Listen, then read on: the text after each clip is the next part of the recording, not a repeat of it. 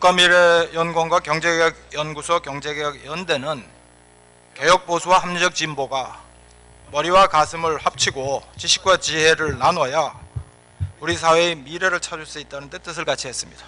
이에 따라 지난 6월부터 합동토론회 보수와 진보 함께 개혁을 찾는다를 진행하고 있습니다. 오늘 토론회는 제3차 토론회이자 노동시장 개혁에 관한 특별토론회입니다. 오늘 토론회 시작에 앞서서 이 토론회를 주관하고 주도하고 계시는 국가미래연구원의 김광두 이사장님의 인사 말씀을 듣도록 하겠습니다. 안녕하십니까. 전 국가미래연구원을 맡고 있는 김광두입니다.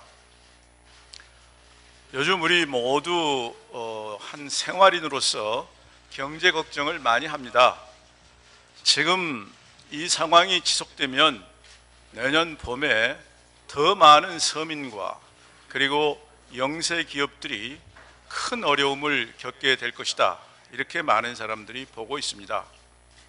이 어려움을 극복하기 위해서 4대 개혁이 제기가 되고 있고 그 중에 한 부분이 노동개혁입니다. 지금 당장에는 노동개혁이 제일 먼저 제기가 돼서 이 문제를 가지고 우리 사회 전체가 이제 논의를 해서 좋은 결론이 나게 되기를 우리 모두 희망하고 있습니다. 이런 논의를 할 때마다 항상 장애 요인으로 나타나는 것이 진영 논리입니다. 소위 보수 그리고 진보 이 양쪽의 진영 논리가 서로 합의점을 못 찾아서 계속해서 갈등 구조에서 헤어나지를 못함으로써 건설적인 합의를 못 찾곤 해서 실패하곤 했습니다. 그런 문제의식 하에 저희 국가미래연구원과 그리고 경제개혁연구소와 경제개혁연대 이 같이 진영 논리 이걸로 인해서 우리가 건설적 결론을 찾지 못하는 그런 관행을 좀 탈피해보자 하는 노력을 시작해서 오늘이 3번째입니다. 오늘 이 모임에서 공통 분모를 많이 찾고 차이점이 있더라도 어떻게 하면 서로 합의할 수 있는 것인지를 논의하는 그런 기회가 됐으면 합니다. 감사합니다. 고맙습니다. 오늘 우리나라 양당 대표께서 다 같이 참여해 주셨습니다. 두 분의 축서를 듣도록 하겠는데 아무래도 집권 여당 대표께서 먼저 해주시는 게 맞을 것 같습니다. 김무성 대표님의 축서를 듣도록 하겠습니다. 오늘 토론회는 심각한 청년 고용 문제와 노동시장 양극화 문제 등 우리 노동시장이 안고 있는 많은 문제를 해결하기 위한 노동시장 개혁 논의가 활발한 시점에서 매우 시의적절한 일이라고 생각합니다. 특히 보수와 진보가 우리의 이웃과 아들, 딸들의 미래를 위해서 함께 머리를 맞대었다는 것 자체만으로도 그 의미는 매우 크다고 생각을 합니다. 보수 진영, 진보 진영 모두 나라를 위하는 마음은 똑같을 텐데 현재의 상황은 양쪽이 다 진영 논리에 빠져서 헤어나오지 못하는 잘못으로 국가 발전에 큰 장애가 되고 있다는 사실에 대해서 우리 모두 반성해야 한다고 생각을 하고 우리 보수 진영의 잘못이 인정되면 언제든지 그 사실을 인정을 하고 바로잡도록 하겠습니다. 최근 청년 실업률이 발표될 때마다 2000년 이후 최고라는 수식어가 붙을 만큼 청년 고용 문제가 심각합니다. 체감하는 고용 사정은 더욱 심각해서 취업 준비생을 포함한 청년 취업 애로 계층 즉 청년층 잠재 실업자가 무려 116만 명에 달한다고 합니다. 여기에 내년부터 충분한 준비도 없이 정년 60세가 의무화되게 되어 있습니다. 이로 인해서 연평균 10만 명이 노동시장에 남게 되지만은 베이비붐 자녀 세대의 20대 인구는 3, 4만 명씩 증가하면서 향후 3, 4년간 청년 세대에게는 고용 절벽이 다가올 것으로 예상이 되고 있습니다. 많은 전문가들은 이러한 문제 해결을 위해서 경직적이고 불공정한 우리 노동시장의 제도와 관행이 고쳐져야 된다고 말하고 있습니다. 우리의 노동시장을 보면은 장기 근속을 전제로 도입된 연공급 임금 체계가 여전히 보편적인 임금 체계로 자리 잡고 있습니다. 그 결과 제조업 생산직 초임과 30년 경력자의 임금 격차가 무려 3배를 넘고 있고, 또 인력 운영 역시 연공이나 스펙 위주의 주묵국어식 운영을 하고 있습니다. 이로 인해서 기업들은 장시간 근로, 또 비정규직이나 하도급 활용 등을 통해서 경영 환경의 변화에 대처함으로써 생산성은 떨어지고 양극화는 더욱 심화되고 있습니다. 우리나라의 연간 근로시간은 2013년에 2071시간으로 OECD 국가 중 최장 수준이지만은 노동 생산성은 미국의 절반 수준에 불과합니다. 그리고 대기업과 중소기업, 정규직과 비정규직 간 임금 체계는 커져서 2014년 기준으로 대기업 정규직 근로자가 100을 받을 때에 대기업 비정규직은 64.2, 중소기업 정규직은 52.3, 중소기업 비정규직은 34.6에 지나지 않습니다. 또한 통상임금이 포함되는 금품의 범위와 휴일 근로시간이 연장 근로시간에 포함되는지 여부 등을 둘러싼 법적 논란이 노동시장의 불확실성을 높여서 기업들은 투자나 고용을 꺼리고 있습니다. 기성세대들이 만들어 놓은 불합리한 노동시장의 제도화 관행으로 인해서 우리의 아들, 딸, 그리고 장년 근로자, 비정규직, 하청 근로자 등이 겪고 있는 고통을 줄이기 위해서는 바로 지금 시급히 노동시장 개혁이 이루어져야 한다고 생각합니다. 노동시장 개혁은 정부나 우리 여당의 의지만으로는 불가능합니다. 노사의 적극적인 실천 의지와 여야 그리고 국민 모두의 지원이 있어야만 가능한 일입니다. 특히 노동시장 개혁은 당사자인 노사정 합의를 바탕으로 추진하는 것이 개혁의 성공을 담보하는 가장 바람직한 방향입니다. 다행히 지난주에 한국노총이 노사정위원회 복귀를 결정하면서 노사정 대표자 회의가 다시 열리게 되었습니다. 이번에는 노사정이 대승적 차원에서 대타협을 도출해내야만 합니다. 반드시 도출해내야만 합니다. 특히 우리의 미래 세대를 위한 노동시장 개혁에는 여야는 물론 보수와 진보가 따로 있을 수 없습니다. 오늘 토론을 계기로 보수와 진보가 노동시장 개혁에 대한 지혜와 힘을 모으는 소중한 자리가 될 것으로 기대하고 저는 왔습니다. 그래서 국민들에게 희망을 주는 대타협의 토대가 되기를 희망합니다. 감사합니다. 감사합니다.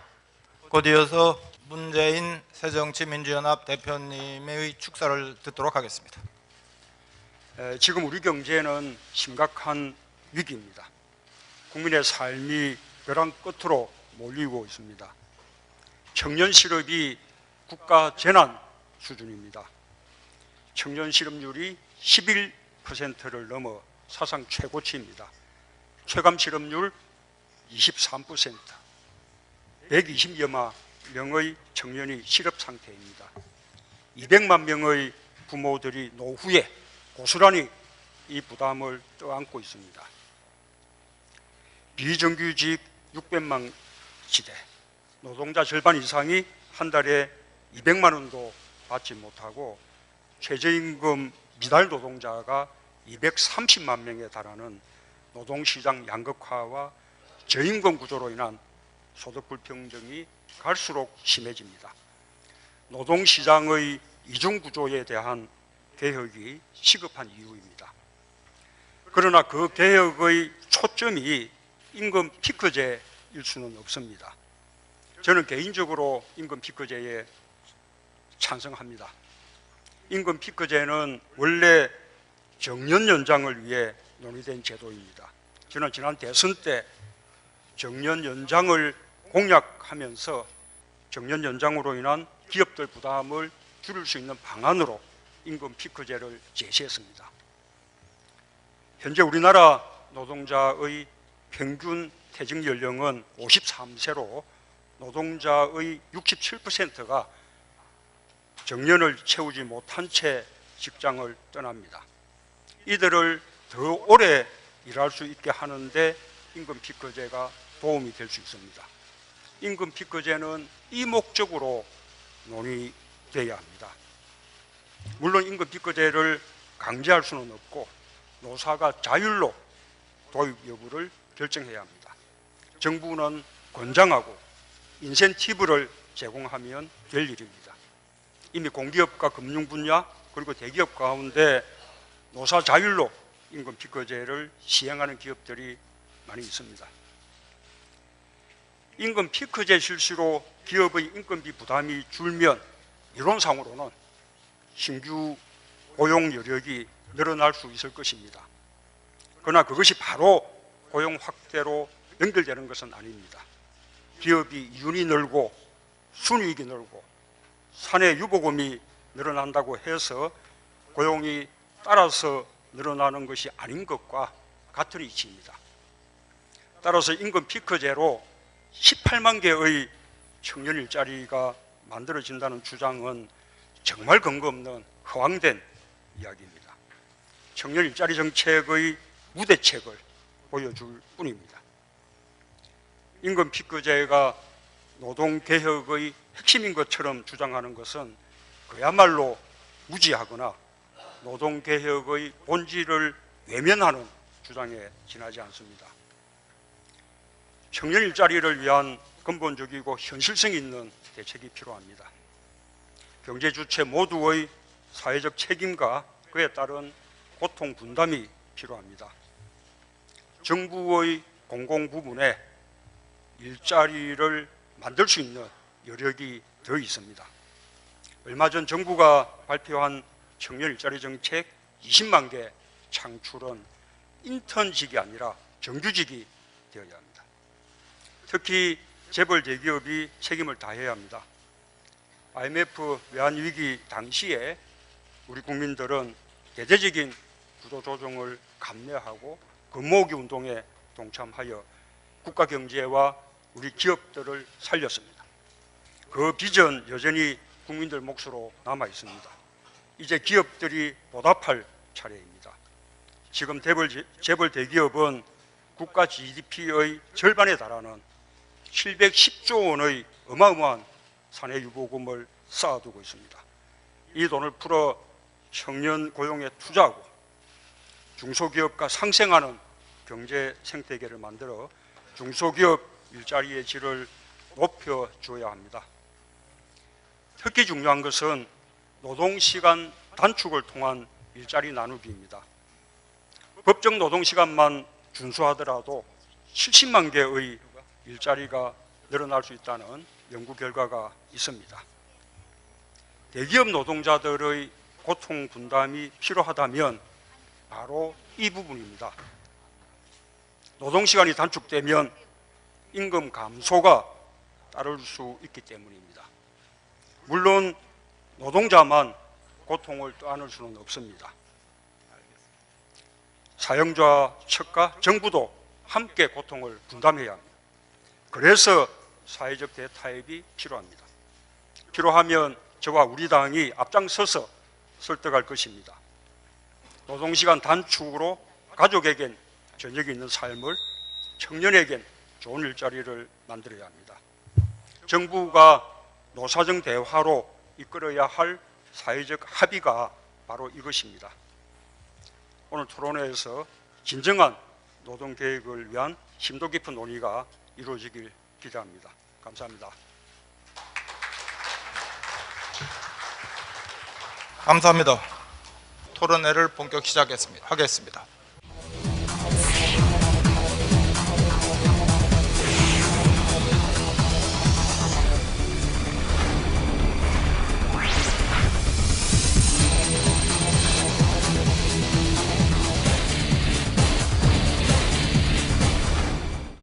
아시다시피 지금 우리 경제 사회는 지금 일단은 중대한 기로에 서 있습니다.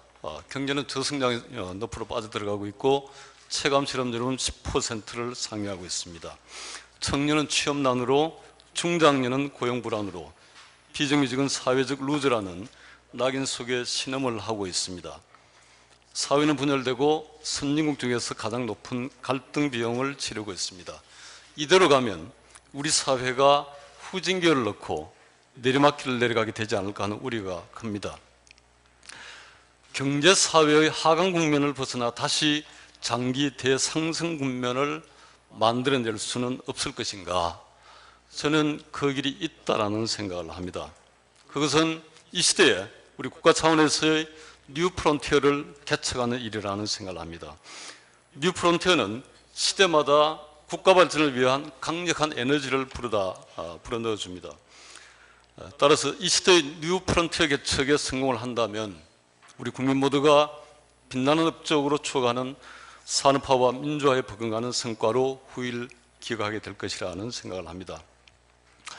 미국의 로버트 라이시라는 교수가 있습니다. 이전에 클린턴 정부에서 노동부 장관을 지내는 분인데 이분은 80년대 초부터 미국을 위한 제3의 국가 프론티어 개척을 주창을 했습니다. 이분에 의하면 미국을 위한 제1의 프론티어 개척은 서부 개척입니다. 제2의 프론티어 개척은 과학적 관리입니다. 두 프론티어 개척을 통해서 미국이 경제적으로 또는 군사적으로 세계 최강대 국가가 되었습니다.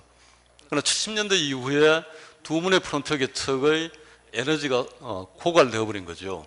그래서 새로운 프론티어 개척을 주장했는데 이분에 의하면 미국을 위한 제3의 프론티어 개척은 바로 미국의 국민입니다.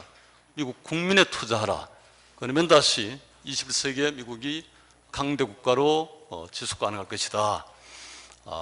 클린턴 정부가 이 주장을 많이 수용하고 그 시대 여러분도 아시다시피 경제적으로 미국이 굉장히 안정되고 부강해졌다 이렇게 생각을 합니다.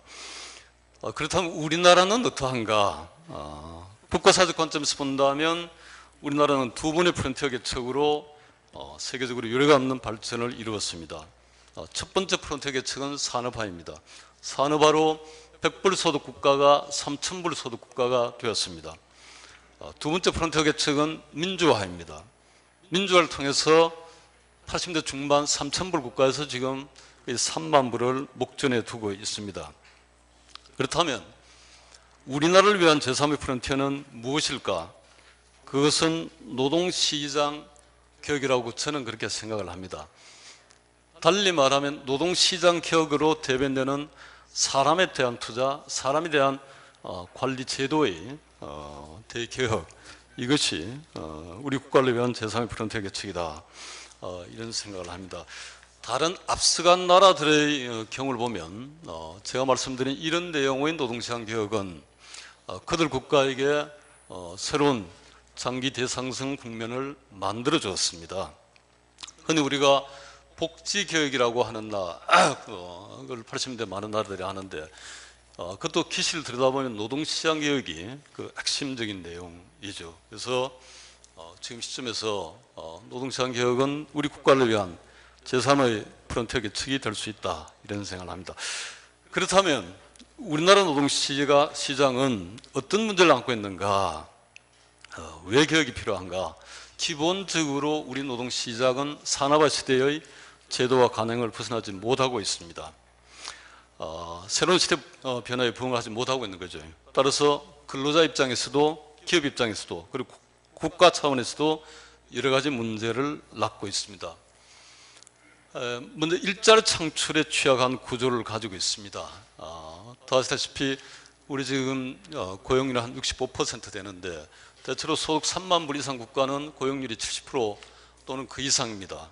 이러하기 위해서는 우리 현재 일자리 수가 한 2,600만 개 되는데 거의 한 3,000만 개 정도의 일자리가 있어야 됩니다. 일자리 양만 문제인 것이 아닙니다. 일자리 질은 더 큰 문제입니다. 흔히 말하는 괜찮은 일자리, 양질의 일자리 또는 선망의 대상이 되는 일자리 숫자가 어느 연구에 하면 한 300여만 개 된다고 합니다. 이것은 전체 취업자 수의 11.6%, 또 전체 임금 근로자 수의 16%에 불과합니다. 이걸 국가 간에 비교하기가 당연히 어렵지만 우선 비교 가능한 대기업 근로자 비중을 따져보면 대체로 선진국의 경우는 이 비중이 30% 이상 되는 걸 봐서 우리나라는 이게 대단히 낮은 수준입니다. 특별히 청년층을 위한 괜찮은 일자리 선망의 대상이 되는 일자리 숫자는 지난 10년간 오히려 7만 5천 개나 감소를 했습니다. 이러한 괜찮은 일자리 부족 때문에 청년들은 학교 졸업과 함께 아득히 높은 직업 절벽에 직면하게 됩니다. 이 때문에 우리 청년 세대는 빛나는 청춘을 고뇌하면서 보내게 됩니다. 더 나아가 청년의 취업난은 결혼과 출산을 포기하게 하고 나라의 지속 기반, 가능 기반을 잠식하기에 이르고 있습니다. 괜찮은 일자리 부족은 노동시장의 양극화를 심화시키고 있습니다. 한편에서는 고임금과 고용 안정을 누리는 독점적으로 누리는 노동자가 있고 또 그 부담을 짊어지고 있는 다른 근로자들, 중소기업, 비정규직 또 자영업자들이 있습니다. 그 숫자는 아까 말씀드린 많이 나와서 제가 생략하도록 했습니다.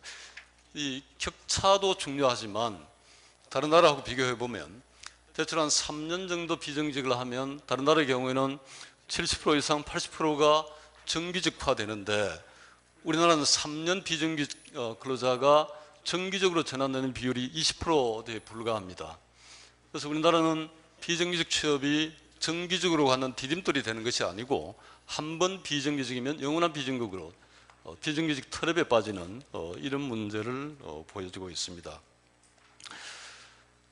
이런 양극화 문제를 개선하는데 노동조합이 역할을 못하고 있다는 생각을 합니다.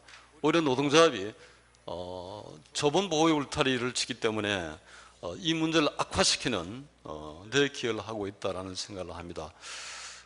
상황에서는 그 구체적인 통계는 제가 말씀드리지 않겠습니다. 이런 양극화 때문에 우리나라는 빈곤 근로자의 비율이 OECD 평균보다도 훨씬 높은 25%에 달하고 있습니다.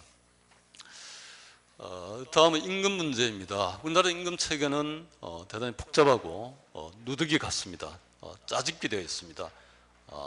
그리고 직무의 성격과 개인의 능력 또는 성과와는 그 연관이 대단히 취약합니다. 특히 보호받는 대기업 정규직의 임금이 더욱 그러합니다. 그리고 그 부담이 중소기업 또는 비정규직에게 전가되고 있습니다. 곡선 커브는 생산성 커브입니다. 대체로 40대 후반에 피크에 달한다고 알려져 있습니다. 대기업 정규직으로 살아남는 근로자의 임금 커브는 계속 올라갑니다. 그러나 아까도 말씀드린 대체로 50대 초반에 기업을 떠나는 경우가 대단히 많습니다. 그 경우 임금 곡선은 뚝 떨어져서 중소기업, 비정규직, 자영업자 때로는 실업자가 되죠. 그래서 임금이 대단히 떨어지거나 불확실한 이런 모양을 보이고 있습니다. 다음은 근로시간은 대단히 길지만 시간당 생산성을 높이기 위한 노동시장 제도가 또는 관행이 발전하지 못했다. 그래서 시간은 길고 생산성은 떨어진다. 그래서 OECD 평균에 비해서 연평균 노동시장은 22%, 약 연간 400시간 더 길고 시간당 노동 생산성은 35% 낮은 걸로 나타나고 있습니다. 종합적으로 평가를 하자면 우리나라 노동시장은 기업의 입장에서 유연하지도 않고 근로자 입장에서 직업의 안정성이 높지도 않습니다. 그림 10을 보시면 우리나라가 3, 4분면의 제일 끝에 와 있죠. 그래서 낙후되어 있다. 낙후되어 있다는 의미는 근로자에게 고용 안정을 보장하지도 못하고 기업에게도 유연한 노동시장을 보장하지도 못하고 있다. 이런 의미가 되겠습니다. 그래서 이제 노동시장 개혁의 성공을 위한 몇 가지 제안에 대해서 말씀을 드리겠습니다. 제가 근데 가장 중요시하는 것은 왜 노동시장 개혁이 필요한가를 명확히 하고 사회적 공감대를 만들어야 한다는 것입니다. 지금 같은 우리나라의 후진적 노동시장 구조 개혁이 없이는 우리 경제의 성장 에너지를 복원시키기가 어렵다고 봅니다. 또 근로자에게 희망을 잃어가는 청년들에게 더 많은 양질의 일자리를 제공하는 것도 어렵습니다. 또한 사회적 루저로 낙인찍히고 있는 비정규직 근로자 문제를 개선하기도 어렵습니다. 그러나 노동시장 개혁은 대단히 어렵습니다. 노사가 양보해야 될 게 피차 있게 마련입니다. 따라서 사회적 공감대가 대단히 중요합니다. 만약에 사회적 공감대가 이루어지지 않은 상태에서 추진하자면 사회적 갈등이 굉장히 증폭될 수밖에 없게 됩니다. 지난해 말부터 추진한 노상대화는 왜 노동시장 개혁인가라는 질문에 대한 대의와 명분을 먼저 제공하지 못했다는 생각을 합니다. 따라서 노동시장 개혁의 필요성에 대한 공감보다는 쟁점을 둘러싼 긴장관계가 초반부터 대화를 지배했습니다. 노동조합의 전투 모드 상태에서 대화회장에 나왔기 때문에 합의가 저는 대단히 어려웠다는 생각을 합니다. 따라서 노동시장 개혁의 성공을 위해서는 왜 노동시장 개혁이 절박한지, 노동시장 개혁의 목적과 대의 명분이 무엇인지를 명확하게 하고 이를 바탕으로 사회적 공감대를 이루어야 합니다. 노동계는 노동시장 개혁이 더 쉬운 해고를 위한 것이라고 주장하고 이미 많은 근로자에게 이렇게 인식되어 있고 심정적 공감을 확보를 하고 있습니다. 따라서 노동계의 이런 인식을 바로잡고 노동시장 개혁에 동참할 수 있는 명분을 만들어야 된다는 생각을 합니다.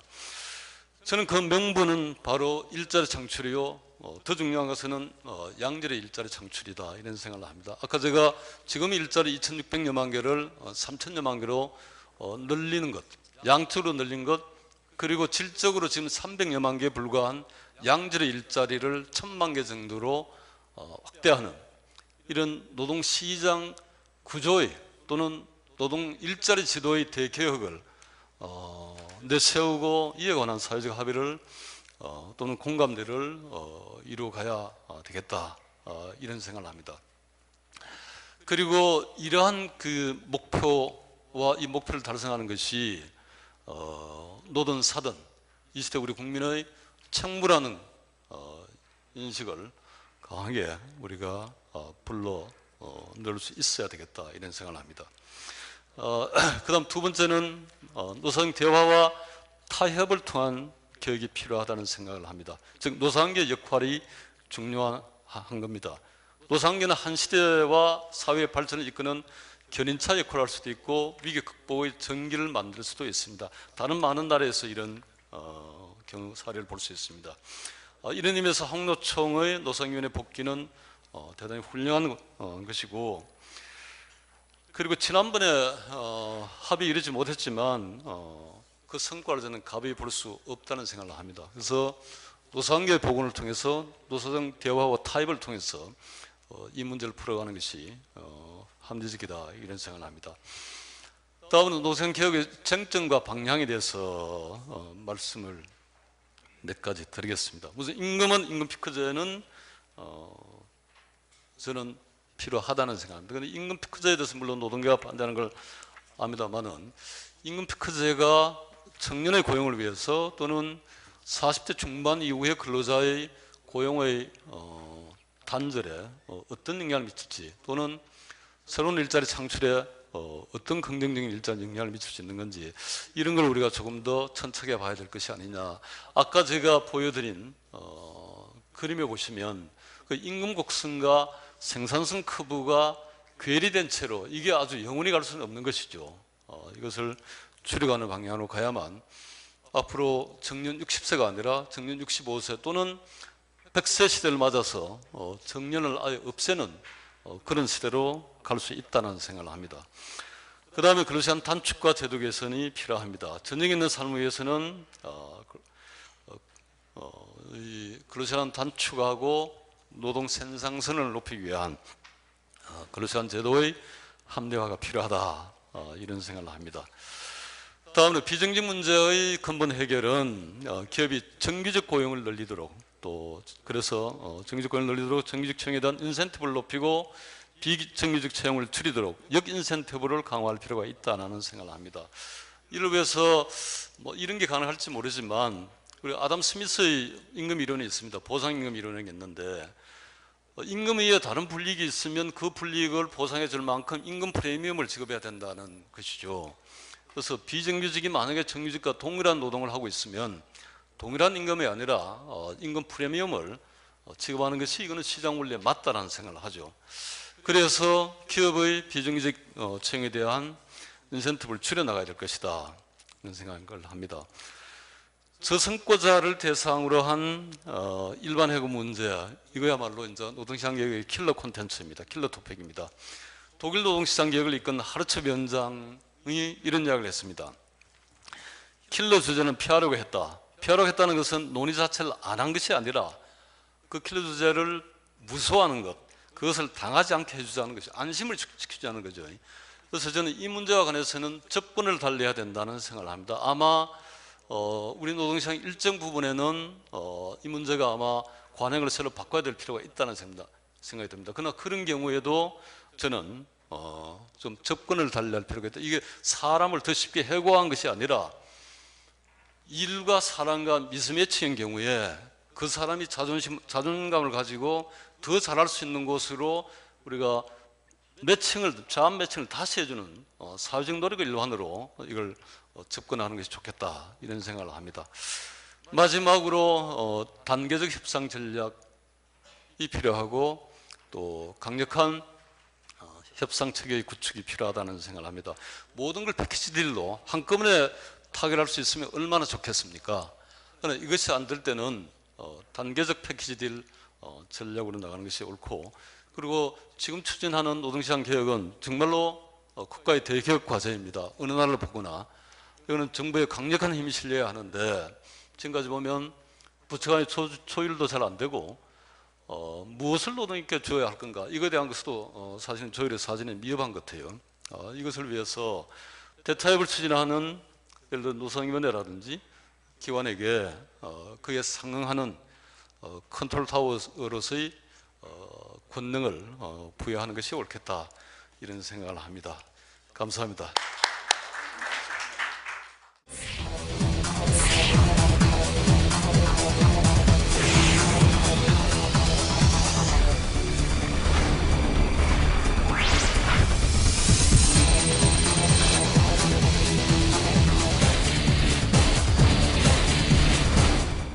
보면 최근에 노동시장의 현상 내지는 문제점과 결부해서는 상당 부분에 좀 공감대가 좀 모아지고 있는 것 아닌가, 이렇게 봅니다. 하지만 구체적인 원인 진단이나 그에 따라 도출되는 과제에 있어서는 여전히 좀 상당히 커다란 차이를 보이고 있다 하는 말씀을 먼저 드리겠습니다. 노동시장 진단 해가지고 했는데, 제가 볼 때는 일단 우리 노동시장의 경우에 첫 번째로 이제 고용이 대단히 불안정하다, 두 번째로는 임금 내지는 소득이 대단히 불평등하다, 그리고 이런 문제를 치유하는데 도움이 돼야 될 노사관계가 상당히 파편화돼서 도움이 되지 못하고 있다 하는 것을 좀 집약할 수 있지 않냐, 이렇게 봅니다. 첫 번째로 이제 고용 불안정과 결부해서 대체로 이제 한국의 노동시장이 저희는 대단히 유연하다 이렇게 봅니다만은 또 일부에서는 대단히 경직적이다 이렇게 보는 것 같습니다. 근데 그와 같이 경직적이다 할 때 주로 과거에 썼던 지표가 OECD의 고용보호 지수입니다. 그런데 최근에 내놓은 OECD의 고용보호 지수를 놓고 보면은 이와 같은 고용보호 법제를 놓고 봐도 한국의 경우에는 경직적인커녕 상당히 유연한 편에 속한다 하는 말씀을 드리겠습니다. 그 참고로 정치권에서는 요즘 하르츠 개혁을 많이 이야기합니다. 그런데 하르츠 개혁을 통해서 과거보다 유연화했다고 하는 독일의 경우가 정규직 보호 수준은 여전히 1위더라 하는 말씀을 참고로 드리겠습니다. 근속연수를 가지고 보면은 이게 대체로 고용의 안정성 지표로 국제 비교에서 많이 씁니다만은 한국의 경우에는 근속연수 1년 미만의 단기 근속자가 한 36% 해서 타의 추정을 불허할 정도로 높다. 장기 근속자 비율은 한국의 경우 한 18% 해서 가장 낮다. 멕시코만 또 못하다 하는 부분을 볼 수가 있겠습니다. 이에 비해서 이제 독일의 경우에는 단기 근속자 비율은 상당히 낮고 그다음 장기 근속자 비율은 상당히 높다. 그렇기 때문에 함부로 독일을 갖고 와서 한국의 유연화의 근거로 삼는 것은 좀 문제가 있지 않냐 이렇게 봅니다. 한국에서 비정규직이 지나치게 남용되고 있다는 것은 이미 누구나 다 공감하는 내용이 되겠습니다. 우리나라 파견근로 국제에 비교하면은 파견근로만 놓고 보면은 한 1.1% 해서 그다지 높지 않다 이렇게 나옵니다. 한데 외국인들이 오면 항상 묻는 게 너네 파견근로 옆에 용역근로가 있는데 이게 도대체 뭐냐? 보면은 실제로 파견 근로하고 용역 근로하고 어떠한 차이도 발견할 수가 없습니다. 설문조사 과정에서 네가 돈 받는 데가 파견업체냐 하면 파견 근로자가 되고 용역업체냐 해서 용역업체 동그라면 용역 근로자가 될 뿐입니다. 그래서 그 부분을 갖다 합쳐서 보면 4.3% 해가지고 슬로베니아 다음으로 높다. 그런데 한국의 경우에는 또 최근에 이제 사내하청 부분이 상당히 많습니다. 흔히 이제 불법 파견으로 이야기되는 부분들, 이 부분까지 하면 9%에서 한국의 경우에는 비정규직 고용 중에서도 간접 고용 비정규직, 파견 근로가 지나치게 많다 하는 건 역시 하나의 특징이다 하는 말씀을 드리겠습니다. 그 다음 소득 불평등을 보면은 종래 90년대 노조가 좀 잘 활성화돼 가지고 움직일 때는 대체로 재계에서 많이 강조한 게 생산성 임금입니다. 그래서 성장에 상응하는 임금 인상, 지나치게 높은 임금 인상은 안 좋다 했는데 과거 외환위기 이전에 쭉 추이를 놓고 보면 조금 성장에 못 미치는 임금 인상이 이루어졌다 하는 부분을 볼 수가 있습니다. 근데 외환위기 이후에는 그 격차가 좀 상당히 벌어지면서 성장에 못 미치는 임금 인상, 그러다가 글로벌 위기와 MB 정부의 집권 이후에 와가지고는 완전히 임금 없는 성장으로 최근에는 이 특징을 갖다 두드러지게 드러내 보이고 있습니다. 비정규직은 말할 것도 없고 정규직의 경우에도 성장에 못 미치는 임금 인상이 이루어지고 있다 하는 부분을 볼 수가 있겠습니다. 그리고 노동소득 분배율 했는데 1996년에 피용자 보수가 62.4%입니다. 그러다 2014년에 처음으로 20년 만에 그걸 갖다 회복해서 62.6%가 됐습니다. 그다지 안 떨어졌네. 그런데 20년 전에는 노동자 수가 1300만이었고 지금은 노동자 수가 한 1850만 해가지고 500~600만 명이 늘었는데도 노동자들이 가져가는 몫은 똑같다. 그 면에서 이 부분을 갖다 보면은 상당 부분의 노동소득 분배율은 다른 지표를 놓고 보더라도 하락세를 보이고 있다 하는 말씀을 드리고 있습니다. 한국의 경우가 임금 불평등이 상당히 심한 나라가 됐습니다. 그런데 이 부분과 결부해서 저는 이렇게 해석을 합니다.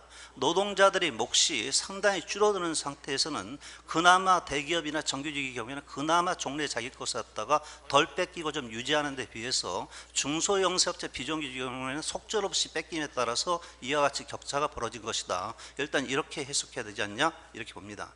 그에 비해서 10대 재벌의 사내 유보금 해가지고 보면은 2009년과 2013년 글로벌 위기 해가지고 임금 없는 성장이 얘기될 때입니다. 근데 이 지난 4년 동안에 이 재벌 기업들 같은 10대 재벌만 놓고 본다더라도 사내 유보금은 234조 원이 증가했다. 그 최근에 같은 610조 원까지로 이렇게 증가를 했다. 한데 그에 비해서 실물 투자액은 오히려 20조 원이 줄어들었다 하는 부분을 볼 수가 있습니다. 저는 이것 자체가 현재 한국 사회 단면을 단적으로 드러내 보여준다 이렇게 봅니다. 여기서 몇 가지 함의를 갖다 도출해 본다고 하면 첫 번째로 중소영세업체 비정규직 그리고 부자 감세 그다음 고환율 이런 걸 등을 통해 가지고 빨아들인 초과 유연이 몇몇 재벌에게 집중되고 있는 것을 단적으로 보여주고 있는 것 아니냐 이렇게 봅니다.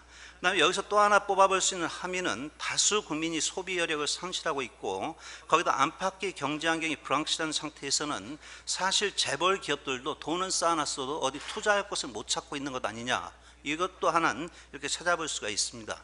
그 다음에 세 번째는 다시 뽑아본다면은 이런 상태라고 하면은 법률로 강제하든가 아니면 돈벌이가 된다고 스스로가 판단하지 않는 한은 재벌들이 알아서 투자를 확대하거나 일자리를 늘리지는 않을 것이다 하는 건 역시 또 하나의 함의로 끌어볼 수가 있겠습니다.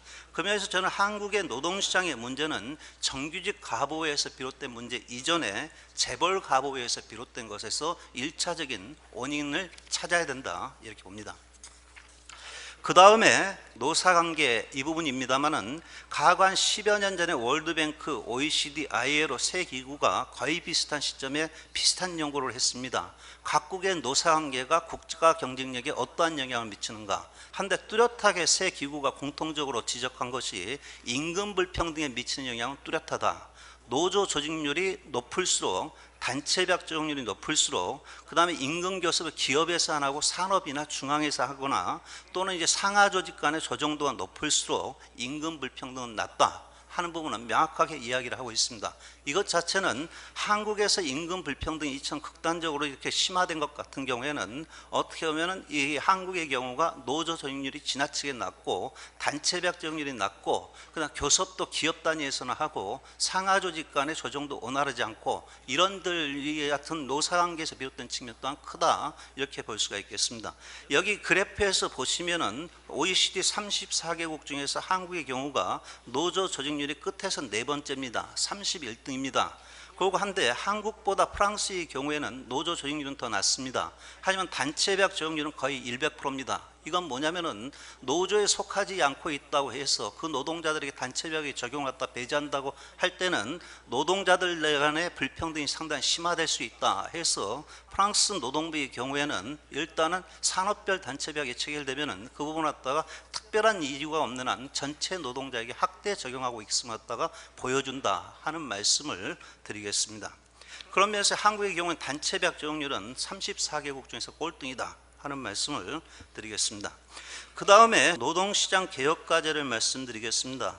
가 일자리 정책, 나 임금 정책 다 노동인권 보호했는데 저는 한국에서 다른 걸 개혁하기에 앞서서 법만 제대로 지켜도 노동시장에서 상당히 많은 문제는 고칠 수 있겠다 이런 생각을 합니다.